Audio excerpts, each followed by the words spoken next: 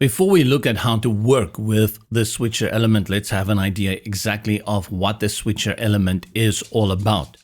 Here I have a very standard pricing table that we often see on a web page, but we can switch this up to something that you've also seen before, and that is a toggle option. Now I have this switcher or the toggle at the top, and I can jump between these two pricing options. And that is what the switcher element is all about. Back in the builder, and a quick word about the switcher element. Let's bring it in first from the add elements, and under essentials, we go down and we find the switcher over here. Click, hold and drag and drop it where you want it to go.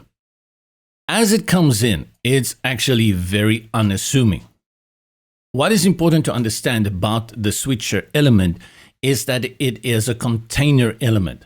It brings functionality in that it can switch between different content, but how that content is built out is exactly the same like we've been doing in the builder from the beginning. There is no rocket science here. Under tab 1, there is currently an icon by default, but I can bring in any element over here and I can build out complex structures here, like bring in columns, put text in those columns, put columns within columns. The world is your oyster in how you want to build that out. Then if I go to tab 2, I simply click on it, select it, and again, I can go ahead and style it out with loads of options in how I want it to look. How to build out the content, that's up to you, but let's have a look then at the functionality of the switcher. Let's have a look at how we style this out. The switcher toggles between two options. By default, it's called tab 1 and tab 2. Select the text inside and you can call this option number 1, and this one is option number 2. And you'll note that it's getting a little bit squashed. Go to the settings, and over here you have the width in pixels for your switcher. Next to the settings, you have control over the colors for the background text as well as the active parts.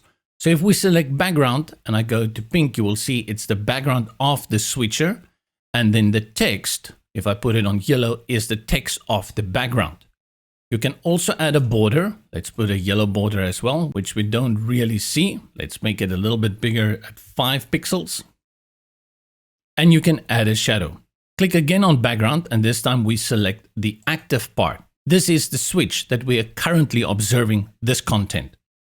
Let's make the background white, and then for the text, let's make that blue. If you select T for text, here you have your normal typography settings. Let's choose a different font. Let's put it on something a little bit more darker, like bold. And we can increase the size. Decrease the letter spacing, and I'll just put it back on something like medium. Much better. Then when we go over to the switcher options itself, we have the option to go between two styles. Before that, let's just look at what the spacing is all about for this specific style.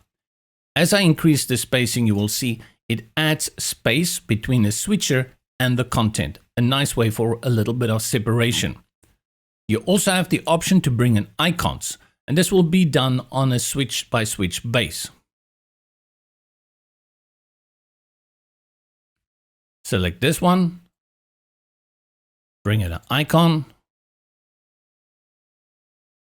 and let's increase the width a little bit to accommodate the extra content that we've brought in.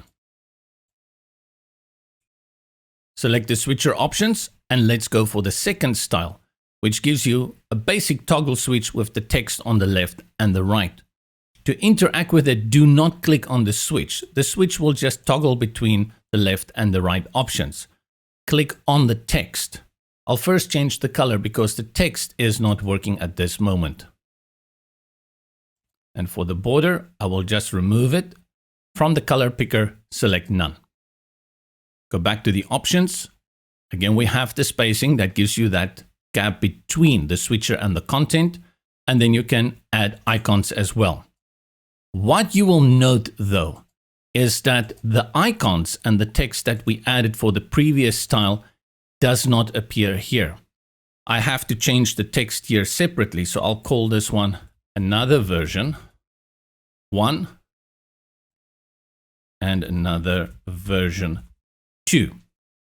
If I then go to the options of the switcher and I select the first style, you will see that the text and the icons are kept over from the first style, and the second style is independently. Apart from this, if you go to the bounding box options in the top right corner of the element, you will see that you have settings, the normal padding, margins, as well as duplicate and delete. If we switch over to responsive design, let's first go to tablet, select the switcher, and you will see that you have here responsive design over the spacing between the switcher and the content, and that you have more control over the position of the icon. You can put it at the top, on the side, and you can increase the size and as well as the spacing. This is also available in the desktop option the moment you have selected an icon. With the responsive design, you can set these independently. If I put it on the right here and I go to tablet, you will see it's still on the left. I can put it here at the top. And if I check again at desktop, they are still on the right.